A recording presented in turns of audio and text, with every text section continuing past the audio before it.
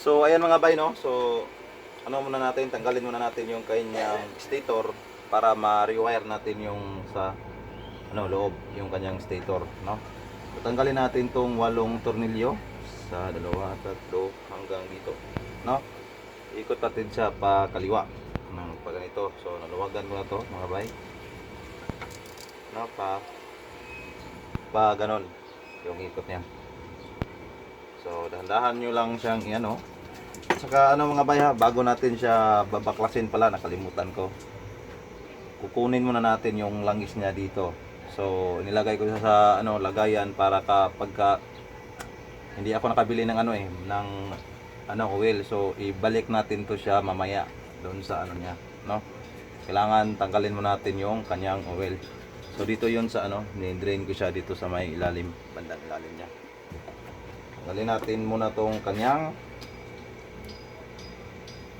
mga tornilyo. So naluwagan ko na to mga bay, hanggang dito.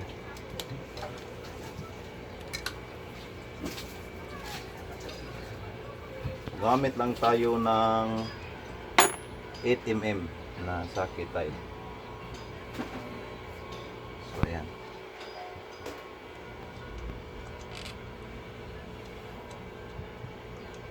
Tanggalin muna natin. So dito mga bay, no, meron siyang dalawang klaseng bolt. So yung kanyang bolt na dito sa bandang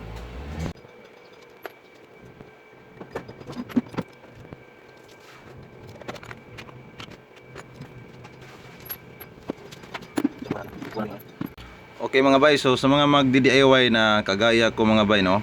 So itong niya, 8 bolt. Meron siyang 6 na mahaba ito at 2 maiksi, no. So yung 2 maiksi pala ay dito yan, dito banda, dito. Para makamalito kayo sa pagbalik, 2 diyan. Oh, diyan. Diyan yung pwesto ng 2 maiksi. Saka yung 6 na mahaba dito. Okay lang yan na magkabaliktaran. So ayan, 1, 2, 3, 4, 5, 6. So ayan, itong 6, no? So ayan, tanggalin muna natin siya, no? So dahan-dahan natin siyang tanggalin. So sa pagtanggal nito mga bay, dahan-dahan mo siyang pukpukin. Ito, dahan-dahan lang, huwag yung pukpuk na malakas. So dahan-dahan mo siyang ganito lang, ha? Tapos meron siyang kunting hila dito para hindi masisira yung kanyang gasket. Ayan, so normally kapag bagong baklas mo nito ay talaga siya mahigpit, no? Tanggalin natin tong wire dito. Sunod, hugutin mo na siya so ganito. Ayan. Ayan.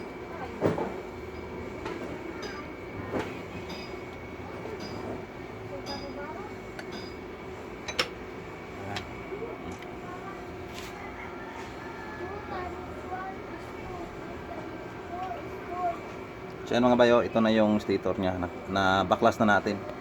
So tanggalin natin yung kanyang stator tapos i-rewire natin siya. So ayan mga bay, no.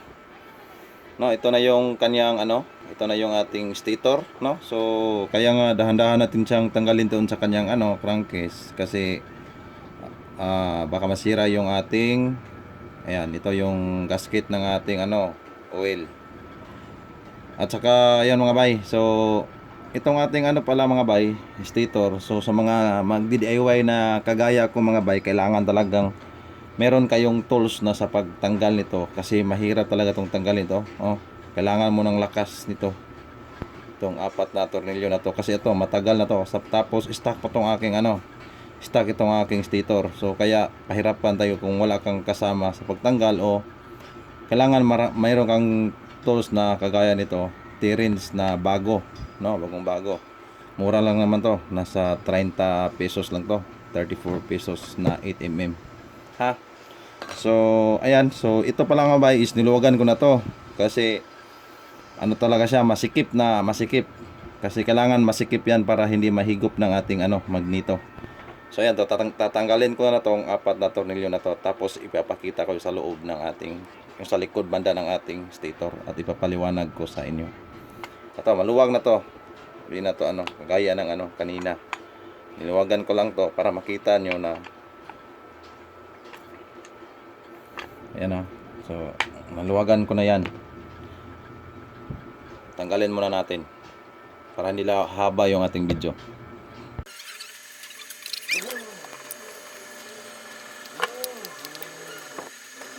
So ayan mga bay, no, ito yung ating stator. So yung gagamitin lang nating na wire dito mga bay, meron niya siyang tatlong wire na blue. Yan, blue, ito yung pulser. Yung white ay yung kanyang charging coil. Yung green ay yung kanyang negative. So dito sa ating mga bay, pagkabukas natin ito, ayan, nasa likod niyan ay makikita natin yung kanyang charging coil.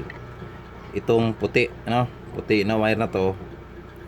Itong puti is ito yung wire na dito nagsimula yung natin, winding. Itong may tornilyo na to.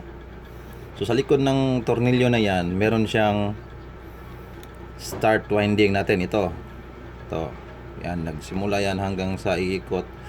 Tapos hindi yan yung puputulin natin, kasi yung puputulin natin is yung nasa dulo na wire. So ito yung sa tapat nito, ayan, ito, di ba, ito yung may tornilyo, ayan So tapat niyan, ito, kung makikita natin, ito yung kumbaga dulo ng niya, winding. Tapos dito ay wala siyang tornilyo, ayan so wala siya. So dito natin, ito yung puputulin natin. So tatanggalin natin siya sa pagkaka-ground niya. So dito wala kasi tayong tools, so nail cutter lang yung gagamitin natin sa pagputol. Ito ayan. So pagkaputol natin, ayan natin siya. Ayan. So ito na yung naputol natin na wire. Tapos yung sunod ay itong ating dalawang green wire. So kailangan kasi natin itong green wire na to. Ito yung dalawang green wire na to mga bay, yung isa sa mga wire nito yung kailangan lang natin, kaso lang mahirap yung uhulaan lang natin. So yung isa sa mga wire na kasi nito ay supply ng ating pulser, negative ng ating pulser. So para hindi tayo maghula-hula, puputulin na lang din natin to dito. Walang baka may mag-sponsor ng dyan ng pangputol. Ito, maganda to, safe. Putol natin. Saka, yan. Itong isa rin, putulin din natin to. Dahan-dahan lang, baka maputol natin yung ibang coil dyan.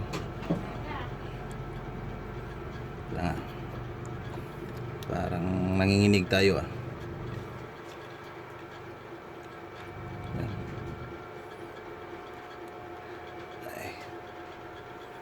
Kailangan natin itong putulin. Kung tama to, na ito yung hinahanap nating wire, so putulin na lang natin mga bay. Ito.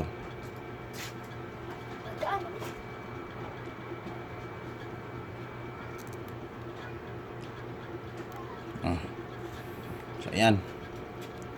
Putol na natin tong dalawang wire na to, kasi isang wire nito yung kailangan natin. Yung isa kasi nito ay supply ng natin, pulser. So ibalik lang natin yan mamaya. Tapos ihinangan natin, hanapin muna natin yung supply ng green wire, green wire, yung green na to, yung green sa socket, itong green na to yung hanapin natin, kasi mahirapan tayo kapag hinuhulaan na natin. Hanapin muna natin mga bay okay lang.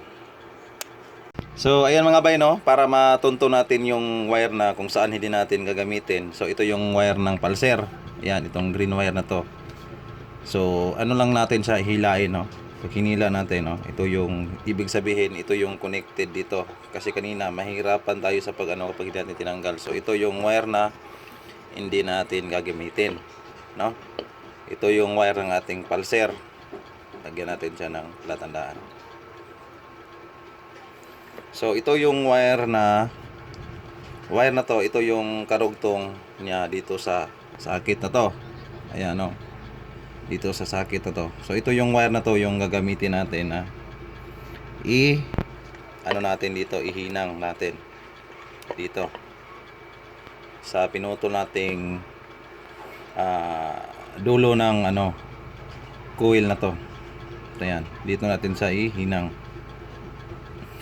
Tapos so ayan o, dito siya sa nanggaling kanina no. So iano lang natin sa i-organize na hindi siya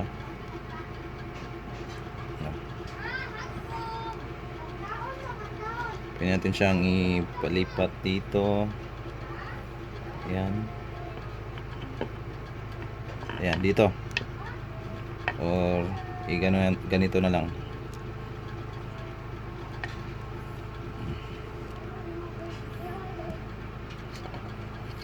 So ayan. Ayan mga bay, medyo hahaba talaga yung natin ito, yung ating video. So dito, no? Ihinang natin to. Itong dalawang wire na to. Ayan. Ito yung mahirap sa wave kasi dalawang green wire. So ito yung pulser. So ito yung idugtong natin dito. So ihinang muna natin to mga bay. So tara. Sige. So bago natin sa ihinang mga bay ay kailangan natin siyang kiskisan, no? Kasi balot niya ng ng oil para didikit yung natin hinang. Ayan natin sa hinangin natin. So dapat yung hinang nyo ay mainit na. Kasi kung hindi pa yan mainit, may posibilidad na hindi yan kakapit.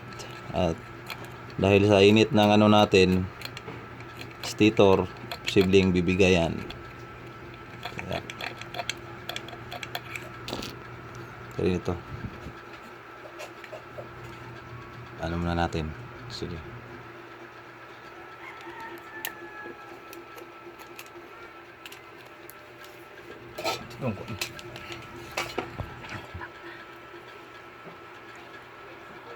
Ayun, ihinang natin, no? So kailangan kiskisin natin to kasi ay yung dumikit yung hinang. Dapat yan ay sure natin na kapit yan sa isa't isa para hindi yan matanggal.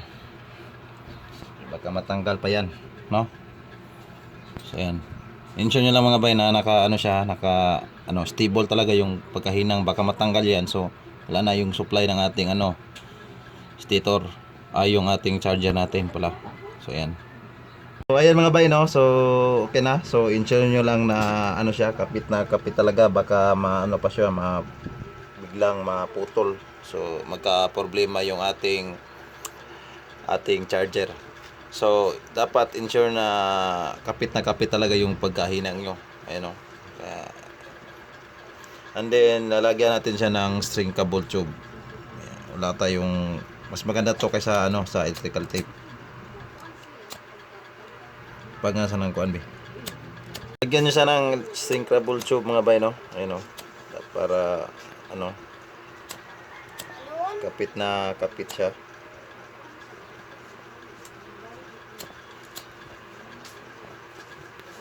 So ito pala yung ko mga bay, string cable tube na nabili sa So yan. Yan mga bay, so goods na yan. So yung problema na lang natin itong pulser, ilagay natin siya sa negative, pwede sa body ground para at saka i-install na natin to, ibalik na natin sa motor at i-testing natin. So yan, okay na yan. So goods na yan. Natin siya dito kasi kailangan ng pulser ng negative na supply. So ayan o.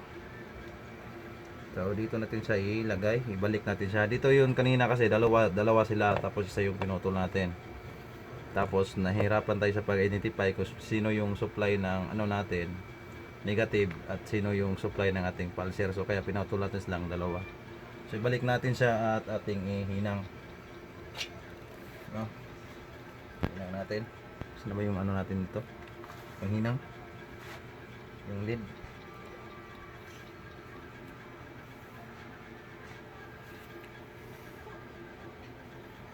So yung lead natin, Ari siya ihinang.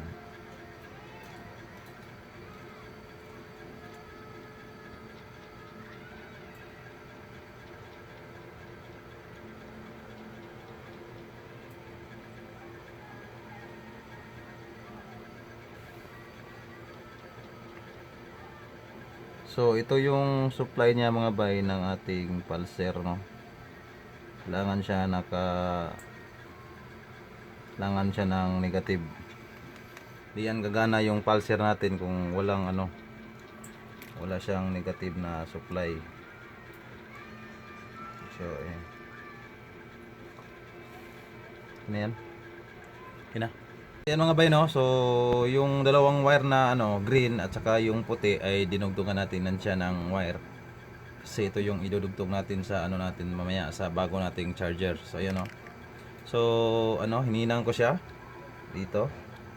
So dapat yung gagamitin yung wire is automotive, yung kayang mag-survive ng init ng ating stator. Kagaya nitong mga wire na to, kahit maliit to pero automotive to. Tinanggal ko siya sa pagkasakit kasi lalagyan natin siya ng shrinkable tube, no. Ito. Shrinkable tube ng natin.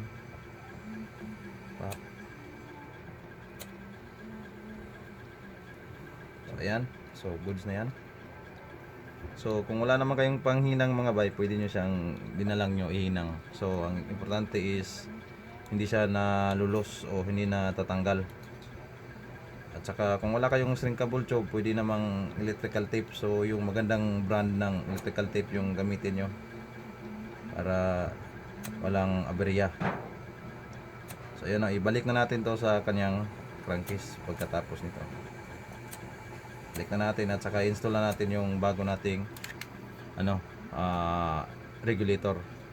So okay na yan mga bay, no. So naibalik na natin. Ito yung wire na natin galing ng pulser. Saka naidugtong na natin, natanggal na natin sa pagka-floated yung ating coil. So ayun, so ibalik na natin siya dito sa kanyang crankcase at saka i-install na natin siya sa motor. So tara mga bay. So ayun mga bay, no. So naikabit na natin, naibalik na natin yung kanyang stator. So kailangan lang na ensure nyo na sa mga mag-DIY, kailangan na higpit to. Itong tinanggal nating tornilyo, itong 4 na tornilyo na to. Makain yan o matanggal doon sa ilalim habang overtime na ma-stuck siya sa ilalim, no. Saka ito yung wire natin. Ito yung puting wire at saka ito yung puti at saka green wire. So dinugtungan natin siya ng mahaba-habang wire. Yan lang. So ayun mga bay, no. So ito yung langis na binawas natin dito. So ibalik natin bago natin siya paandarin o i-testing natin yung ating stator kung okay ba yung ating pagka full wave. So ibalik muna natin siya mga bay. So ayan mga bay, no, napaandaran natin yung ating motor. So i-testing natin, no, kung okay ba yung ating ating pagka full wave. So itong natin, test light kit natin, i-testing muna natin siya kung gumagana ba. Yan, no? Kasi may butas yung natin. So goods, gumagana yung ating test light. So naka-negative yung natin mga bay, ha, yung ating clip ng ating test light. Dapat kapag nilagay natin siya dito, hindi siya ilaw. So yan, no, goods, no, goods, hindi siya umilaw. Ibig sabihin okay yung ating pagka sa loob ng niya, stator. So next, itong isang wire. So ito yung lawang wire kanina, no.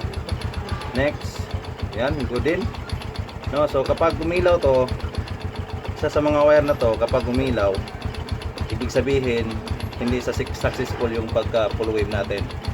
So yan yung isa sa mga dahilan, no, kasi wala naman tayong multi-tester, hindi pa tayo nakabili. So iilaw lang yung natin, test light, kapag ganito yung pagkalagay niya. Lagay natin siya sa dulo dito, tapos i-test light natin to. Ayan. So yan. So yan yung tamang pagka may kurente. Hindi mo siya masyadong malakas.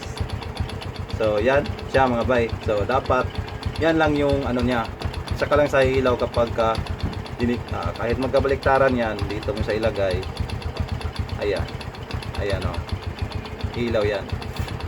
So ayan lang mga bay, no? So goods yung ating pagka rewire natin sa ating stator dito. So i-ano natin siya, i-install dito sa ato na ano natin, bagong charger natin itong ating TTGR.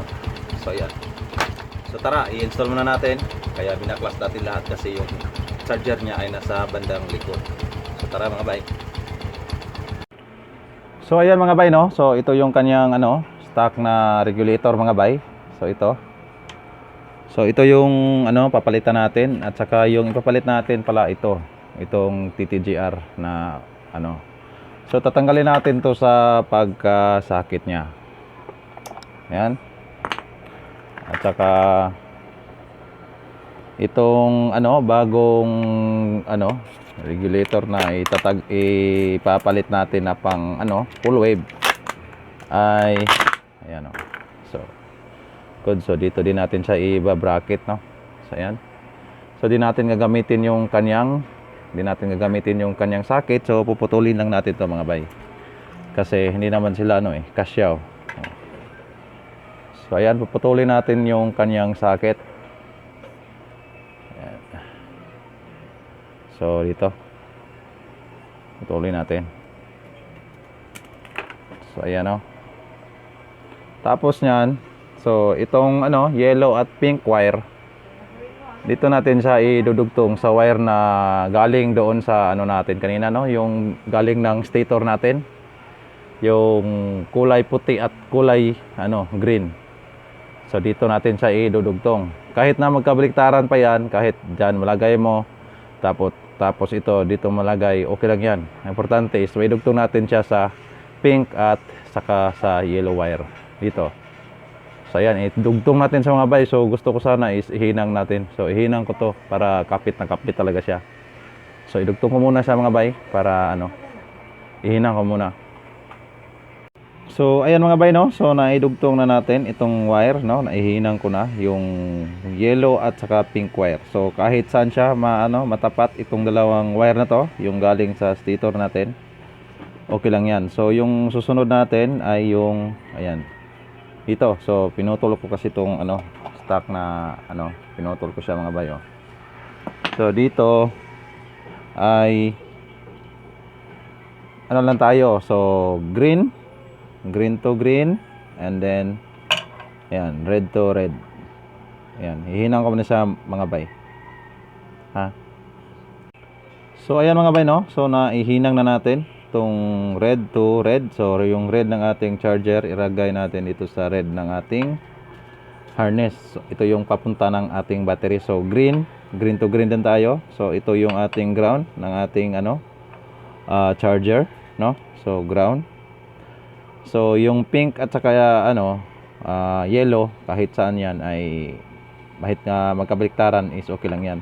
So yung stock na charger natin, yung mga wire niya ay yung hindi na natin gagamitin nito is yung puti at saka yung itong yellow wire mga bay. Dudugtungan natin siya ng ano mamaya, konting wire, kasi ito yung supply ng ating tail light at saka headlight natin ng ating ilaw. So ito, iba-battery drive natin siya.